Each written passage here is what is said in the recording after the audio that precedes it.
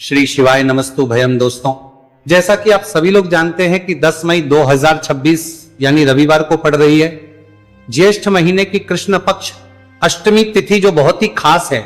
और दोस्तों, ये वो तिथि है जो कि ज्येष्ठ महीने में रविवार को पड़ रही है। दोस्तों, इसी दिन किया जाने वाला पंडित जी द्वारा बताया गया एक लाल फूल और एक सफेद फूल वाले उपाय आप लोगों को जरूर करना चाहिए, क्योंकि दोस्तों ये एक ऐसा उपाय है जो कि हर दिन नहीं किया जाता। ज्येष्ठ महीने में जो रविवार की अष्टमी तिथि आती है उसी दिन किया जाता है। अगर आप लोगों ने इस उपाय को नहीं किया है या किसी कारणवश नहीं कर पाए हो तो इस ज्येष्ठ रविवार अष्टमी तिथि के दिन इस उपाय से मत चूकना। दोस्तों देखिए, यह दिन इतना खास होता है, इतना महत्वपूर्ण होता है। देखा गया है कभी कभी बड़े बड़े पूजा पाठ अनुष्ठान से जो मनोकामना पूर्ण नहीं होती है, वो ज्येष्ठ रविवार के दिन एक छोटे से करने से ही आपकी मनोकामना पूर्ण हो जाती है। और बहुत सारे लोगों ने इस उपाय को किया भी है और उनको इस उपाय को करने का फल भी जरूर मिला है। अगर आप लोग भी इस उपाय को इस रविवार के दिन करना चाहते हैं तो आप इस उपाय को समझदार है को पहले अच्छे से समझ लेना, सुन लेना, उसके बाद करना। आपको इस उपाय का फल जरूर मिलेगा, आपकी सभी मनोकामनाएं पूरी हो जाएंगी। दोस्तों, हम आपको यहां पर बता दें कि ये जो एक लाल फूल और एक सफेद फूल वाले उपाय है, ये उपाय पंडित जी ने अपनी अभी की सीहोर की कथा में ही बताया है। उपाय को करने से आपके घर में चाहे किसी भी प्रकार की दोहक और समस्या क्यों ना चल रही हो, आपको उसका कारण भी नहीं पता है कि भाई ये समस्या किस कारण से चल रही है। उसका कुछ भी कारण हो सकता है, जैसे पितृदोष हो सकता है, काला सर्प दोष हो सकता है, या किसी भी तरह का मंगल दोष भी हो सकता है, और भी बहुत तरह के दोष होते हैं, कुछ भी हो सकता है। पर आपको इस उपाय को करने के लिए अपने दोष को पता लगाने की भी जरूरत है। आपके घर में किस कारण से इतनी दुख और परेशानी आ रही है वो भी आपको पता लगाने की जरूरत नहीं है। बस रविवार को अष्टमी तिथि के दिन इस उपाय को कर लेना है, क्योंकि इसी एकमात्र उपाय को करने से आपके पूरे घर परिवार में सुख और शांति हो जाएगी। आपके घर में अच्छे अच्छे काम होने लगेंगे, आपकी जो भी मनोकामना होगी वह भी धीरे धीरे करके पूर्ण होना शुरू हो जाएगी। अब हम समझते हैं इस एक लाल फूल और एक सफेद फूल वाले उपाय को आपको करना कैसे है, किसको करना है, किस करना है और कैसे करना है। देखो, उपाय बिल्कुल आसान है, बस समझने वाली बात है, ध्यान से समझिए। उसके बाद ही आप लोग जो है इस उपाय को जरूर कीजिएगा। सबसे पहली चीज हम लोग ये समझते हैं कि इस एक लाल फूल और एक सफेद फूल वाले उपाय को इस आने वाली रविवार अष्टमी तिथि के दिन किसको करना है। तो देखिए, इस उपाय को घर के सभी सदस्यों को करने की बिल्कुल भी जरूरत नहीं है। घर में से कोई एक मुख्य बड़ा सदस्य इस उपाय को करेगा तो उस घर परिवार के सभी सदस्यों को इस उपाय को करने का फल मिल जाएगा। पर वो बड़ा सदस्य कौन होगा, कौन व्यक्ति इस उपाय को करेगा, तो यहां पर देखिए हम आपको बता दें, घर की जो बड़ी माताएं बहनें होंगी, घर की बड़ी माताओं बहनों में से कोई भी एक माता बहन इस वाले उपाय को कर सकती है। अपने पूरे घर परिवार के लिए घर में सभी सदस्यों को इस उपाय को करने की जरूरत नहीं है। मात्र घर की जो माताएं बहनें हैं उनमें से कोई भी एक माता बहन इस वाले उपाय को करेगी तो उसके घर परिवार के पूरे सदस्यों को इस उपाय का फल मिलेगा। अगर किसी कारणवश माताएं बहनें घर में उपस्थित ना हो या वो इस उपाय को ना कर रही हो, कुछ दिक्कत हो, तो भाई उस जगह पर फिर घर का कोई बड़ा व्यक्ति भी इस उपाय को कर सकता है। माताओं बहनों के कहने का मतलब यह था कि माताएं बहनें घर की लक्ष्मी होती है। जब घर की लक्ष्मी कोई उपाय करती है तो निश्चित ही भगवान शिव जी जल्दी प्रसन्न होते हैं और उपाय का फल में बहुत जल्दी और बहुत बड़ा करके भी यहां पर देते हैं। तो आप लोग ये बात समझ गए होंगे। अब हम ये बात समझते हैं कि इस वाले उपाय को हमें करना किस समय है। एक लाल फूल और एक सफेद फूल वाले उपाय को हमें अष्टमी तिथि के दिन करना की समय है। तो देखिए, इस उपाय को करने का जो समय है, सुबह का समय भी है और शाम का समय भी है। अब देखिए, यहां पर हम मुख्य रूप से सुबह का समय नहीं बोलेंगे, क्योंकि देखिए ये जो अष्टमी तिथि है और आप सभी लोग जानते हैं रविवार अष्टमी तिथि के दिन का प्रदोष काल का मतलब शाम का जो समय होता है ना, इस दिन भगवान शिव जी का सबसे प्रिय दिन होता है। तो आप लोग इसे एक लाल फूल एक सफेद फूल वाले उपाय को सुबह के समय भी कर सकते हो और शाम के समय प्रदोष काल में भी कर सकते हो। सुबह के समय अगर कर रहे हो तो 10 या फिर 11 बजे तक भी अगर उपाय करोगे तो भी आपको उपाय का फल मिलेगा। वही अगर शाम के समय कर रहे हो तो इस दिन जरूर शाम के समय का ध्यान रखना कि शाम के 6 बजे से लेकर 7 बजे के बीच में अगर आप इस उपाय को कर सकते हो तो बिल्कुल कर लेना, पूरी कोशिश करना। पर अगर किसी कारणवश इस समय के बीच में ना कर पाओ तो रात 8 बजे तक भी अगर आप उपाय को करोगे तो आपको उपाय का फल जरूर मिलेगा। ये बात आपको समझ आ गई कि आप इस उपाय को सुबह और शाम दोनों समय कर सकते हो। मतलब करना आपको एक ही समय है, घर में से किसी एक ही बड़े व्यक्ति को करना है, एक ही बार इस उपाय को करना है, दोनों समय नहीं करना है। आपको जो समय अच्छा लगे आप उस समय पर इस वाले उपाय को कर सकते हैं। तो चलिए जानते हैं इन विशेष उपायों के बारे में।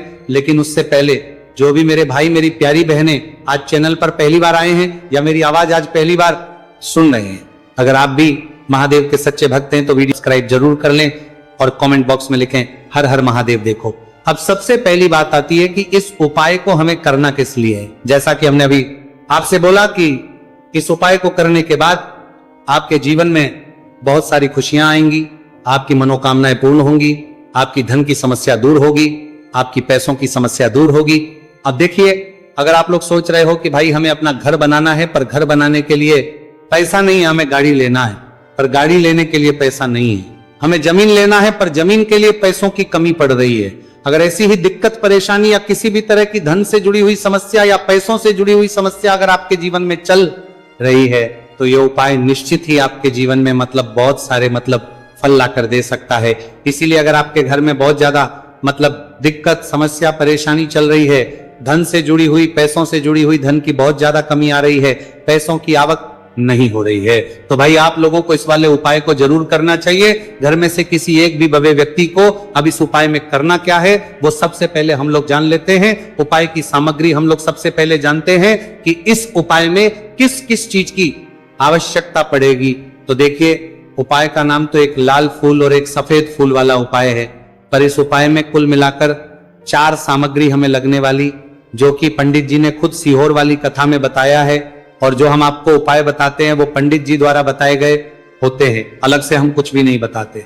तो यहां पर हम लोग समझते हैं कि इस उपाय की सामग्री क्या है। तो देखो, उपाय की जो सामग्री है वो 4 सामग्री है, जिसमें से सबसे पहली सामग्री है एक बेलपत्र। देखो बेलपत्र क्या होती है, बेलपत्र जो शिव की शिवलिंग पर चढ़ती है। दूसरी चीज है एक शमीपत्र, शमीप्र शिवलिंग पर ही चढ़ता है। तीसरी चीज है दोस्तों एक लाल फूल उपाय का नाम है। तो एक यहां पर आपको लाल फूल लेना है। अब ये लाल फूल कौन सा लेना है, देखो शिवलिंग के ऊपर जो लाल फूल चढ़ता हो उनमें से कोई भी एक लाल फूल पसंद कर लेना और वो कहीं से तोड़कर या कहीं से खरीद कर लेकर आना और उस लाल फूल को उपाय में प्रयोग कर लेना। उसके बाद में एक सफेद फूल, सफेद फूल का विशेष रूप से ध्यान रखना, जो सफेद फूल शिवलिंग पर चढ़ता हो सिर्फ वही सफेद फूल लेकर आना, इसके अलावा कुछ मत लेकर आना, लेकिन केतकी का मत लेना। तो एक एक मात्रा में ही आपको ये चारों सामग्री चाहिए, एक बेलपत्र, एक शमीपत्र, एक लाल फूल और एक सफेद फूल। ये चारों सामग्री आप लोग तैयार करके रख लें। प्रदोष काल में या सुबह के समय जब भी आप इस उपाय को कर रहे हैं, जैसे ही आपके उपाय की सामग्री तैयार हो जाती है तो क्या हम सीधा उपाय को करने के लिए इन चारों सामग्री को उपाय करने के लिए जा सकते हैं? नहीं, तो यहां पर आपको इस बात का ध्यान रखना है कि हम भगवान शिव जी को प्रसन्न करने के लिए तो जा रहे हैं, हम अपनी मनोकामना को पूर्ण करवाने के लिए तो जा रहे हैं, पर हमें यह दर्शाना बिल्कुल भी नहीं है कि हम सिर्फ अपने फायदे के लिए भगवान शिव जी के मंदिर में आए हैं। इसलिए हम इस उपाय को करने के साथ साथ में भगवान शिव जी की पूजन अर्चना के लिए कुछ सामग्री भी जरूर लेकर जाएंगे। जैसे कि सुबह समय अगर आप उपाय को कर रहे हो, इस एक लाल फूल और एक सफेद फूल वाले उपाय को, तो भाई सुबह के समय आपको एक लोटा जल लेकर जाना है। जो लोग प्रतिदिन शिव जी के मंदिर जाते हैं, पूजन अर्चना करते हैं, जल चढ़ाते हैं, फूल बेल पत्र सब कुछ चढ़ाते हैं, भाई वो अपनी पूजन अर्चना वैसी की वैसी ही करना। बाकी जो सिर्फ उपाय को करने के लिए जा रहा है, जो कुछ भी लेकर नहीं जा रहा है, उसे कम से कम 1 लोटा जल अपने घर से भरकर लेकर जाना, अगर आप उपाय को कर रहे हो, है ना। क्योंकि इस वाले उपाय को आप भगवान शिव जी की पूजन अर्चना करने के बाद ही करना। वहीं अगर बात करें शाम के समय की, अगर कोई व्यक्ति शाम के समय प्रदोष काल में इस वाले उपाय को कर रहा है, तो भाई आपको मात्र एक घी का दीपक तैयार करना है। ये बात हम हमेशा बोलते हैं, शाम के समय प्रदोष काल में कोई कर रहे हो ना, तो दीपक का विशेष महत्व होता है। रविवार, अष्टमी तिथि, दिन का प्रदोष काल में जो भी व्यक्ति दीपक जलाता है ना भगवान शिव जी के मंदिर में, भाई उसके जीवन से सारी दुख और परेशानियां भी दूर होती हैं। तो भाई इस दिन दीपक का विशेष रूप से ध्यान रखना आप लोग। अगर आप इस उपाय को शाम के समय प्रदोष काल में कर रहे हो, है ना, ये जो दीपक आप लोगे ये आटे का लोगे। जो आटा आप गूंद दोगे उसके अंदर कुछ भी मत डालना, मात्र साधा आटा लगाकर उसे तैयार कर लेना और एक मीडियम साइज का दीपक तैयार कर लेना। दीपक ना ज्यादा छोटा हो ना ज्यादा बड़ा हो, है ना। उसके बाद में दीपक आपका तैयार हो जाए तो इसके अंदर जो बत्ती रखोगे वो गोल बत्ती रखोगे। देखो गोल बत्ती भी दो तरह की होगी, एक बाजार की और एक घर वाली। तो कोशिश करना अपने घर में जो रुई रखी हुई है उस रुई से आप लोग एक गोल बत्ती अपने ही हाथों से बनाओ। उपाय का फल अच्छा मिलता है। भगवान शिव जी जल्दी प्रसन्न होते हैं। जब हम किसी भी उपाय को अपने हाथों से परिश्रम करके तैयार करते हैं तो आपको उस दीपक के अंदर एक गोल बत्ती रख देनी है। इसके अंदर जो चीज आप लोग डालोगे वो डालोगे शुद्ध देसी गाय का घी। इस बात का विशेष रूप से ध्यान रखना, शुद्ध देसी गाय का घी ही डालना है, तेल वगैरह नहीं। आज के दिन तो मत डालना, रविवार अष्टमी तिथि के दिन, क्योंकि भगवान शिव जी का सबसे प्रिय दिन और प्रिय समय पर हम लोग इस वाले उपाय को कर रहे हैं। तो थोड़ा सा शुद्ध गाय का घी इतना डालना कि वो दीपक कुछ समय तक चल सके। ना बाजार वाला मिलावटी घी डालना, ना भैंस का घी डालना, शुद्ध देसी गाय का घी। आपको ढूंढने में थोड़ी मतलब मेहनत लगेगी और महंगा भी मिलेगा, पर गाय के घी से भगवान शिव जी प्रसन्न होते हैं और उसी शुद्ध देसी गाय के घी से घर में बरकत भी बनी रहती है और हमारे घर में सुख शांति भी बनी रहती है। इसलिए इस शुद्ध देशी गाय का घी अपने घर में हमेशा रखा करो। वो भगवान शिव जी के कार्यों में भी उपयोग में आता है और उपायों में भी हम लोग प्रयोग कर सकते हैं। तो यहां पर आपकी सारी तैयारियां हो चुकी है। उपाय को करते समय शुद्धता का विशेष रूप से ध्यान रखिएगा। सुबह कर रहे हो तो भाई सुबह तो आपको स्नान करना ही करना है। बाकी शाम को कर रहे हो तो शाम को मात्र हाथ मुंह धोकर भी आप लोग इस वाले उपाय को कर सकते हो, कोई दिक्कत वाली बात नहीं है भाई। उपाय की पूरी सामग्री तैयार कर और पूजन सामग्री लेकर आपको भगवान शिव जी के मंदिर पहुंचना है, जो आपके घर के पास में हो, जहां पर शिवलिंग विराजित हो, शिवालय हो, वहां पर आप लोगों को पहुंचना है। और जैसे ही आप भगवान शिव जी के मंदिर में पहुंचते हो वहां जाकर ही उपाय शुरू नहीं करना है। पहले आपको भगवान शिव जी की पूजन अर्चना करना है। पूजन अर्चना कैसे करोगे? सुबह के समय गए हो तो एक लोटा जल वगैरह जो भी पूजन सामग्री लेकर गए हो उससे पहले पूजन सामग्री आप लोग मतलब पूजन भगवान शिव जी की कर लो। जो व्यक्ति सिर्फ एक लोटा जल लेकर गए हैं वो शिव जी के शिवलिंग पर मात्र एक लोटा जल एक धारा से धीरे धीरे करके चढ़ा लो। अपनी पूजन अर्चना आप लोग जो है पूरी कर लो पहले।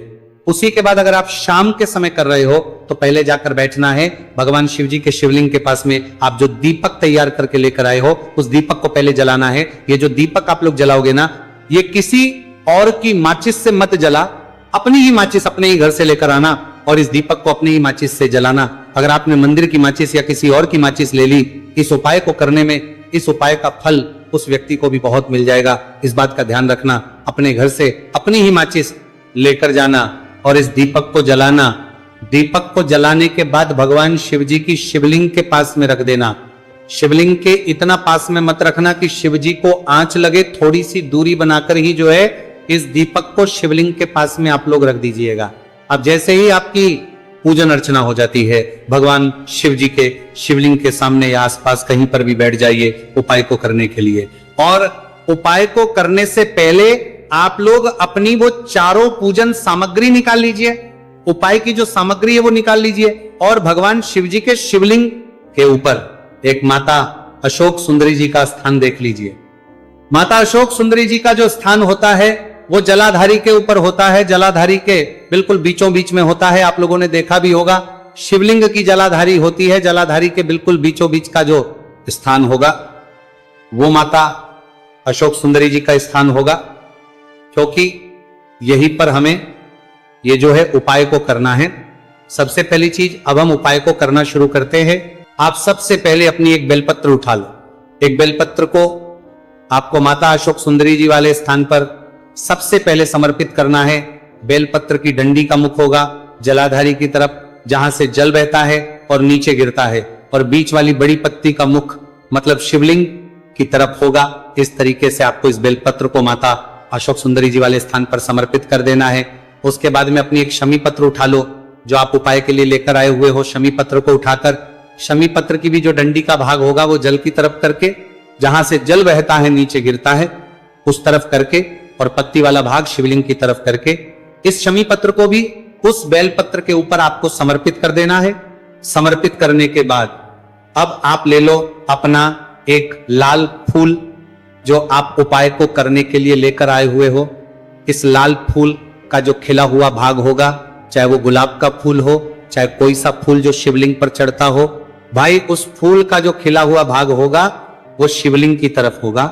बाकी जो पीछे का भाग होगा फूल का, वो जलाधारी की तरफ, जहां से जल बहता है नीचे गिरता है, उस तरफ होगा। और आखिरी में आपका जो एक सफेद फूल बचा हुआ है, इस सफेद फूल को भी आपको लेना है और सफेद फूल का जो खिला हुआ भाग होगा वो शिवलिंग की तरफ होगा। जहां पर शिवलिंग रखा हुआ है उस तरफ होगा और डंडी का भाग जलाधारी के पीछे की तरफ हो जाएगा। मतलब जो जहां से जल बहता है और नीचे गिरता है, जब आप एक बेलपत्र, एक शमी पत्र और एक लाल फूल, एक सफेद फूल चढ़ा रहे हो, तो उस समय आप लोगों को कांता भगवान या कांता चक्र का नाम लेते हुए ही जो है इस उपाय को करना है और भगवान शिव जी और नारायण जी का स्मरण करते हुए ही इस उपाय को आपको करना है। तो जब भी आप एक बेलपत्र, एक शमी पत्र, एक लाल फूल और एक कमी हो रही है, जो भी दुख और समस्या परेशानी चल रही हो, आपको अपनी वो दुख और जो है भगवान शिव जी से उपाय को पूरा करने के बाद वहीं पर पास में बैठकर बोल देना है। हाथ जोड़ के आंखें बंद करके अपनी परेशानी और श्री शिवाय नमस्तु भयम का जाप करना है। दोस्तों, आज हमने इस वीडियो में कुछ उपाय बताए हैं जो आपको करने हैं। अगर आपको वीडियो अच्छी लगी हो तो वीडियो को 1 लाइक और चैनल को सब्सक्राइब जरूर करें। हर हर महादेव।